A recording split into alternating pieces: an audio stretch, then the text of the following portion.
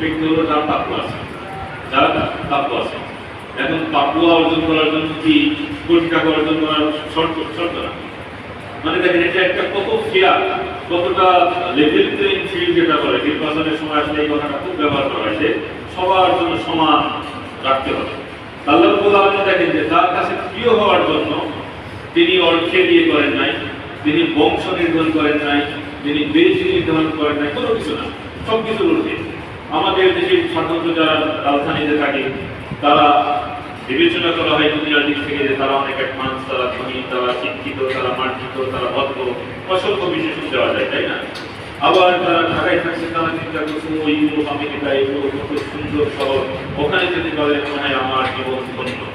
এই জন্য শিক্ষার পারপাজে, ব্যবসার পারপাজে নানা দিক থেকে বাংলাদেশিরা কোথায় চলে যাচ্ছে, ইউরোপ আমেরিকার সাথে চলে যাচ্ছে। কারণ জাগতিক নিয়মে মান সম্মান মর্যাদার সূচক আলাদা। জাগতিক নিয়মে যদি আপনি মান সম্মান নিতে চান, ক্ষমতার প্রয়োজন আছে, অর্থের প্রয়োজন আছে, বিভিন্ন দিক আছে। কিন্তু আল্লাহ রাব্বুল আলামিন এমন একটা সমান ব্যবস্থা রেখেছেন যে একজন ভ্যান চালক আল্লাহর কাছে প্রিয় হতে পারবে, একজন ধনী যে কোটিপতি সেও আল্লাহর কাছে প্রিয় হতে পারবে। কারণ তার কাছে নিয়মটা ভিন্ন, আর ওই নিয়মটা যে কেউ যে কোনো জায়গা থেকে সেটা চেক করতে পারবে, অর্জন করতে পারবে। তো এটাও একটা ইসলামের সৌন্দর্য। ইসলাম সকল যুগের জন্য, সকল কালের জন্য।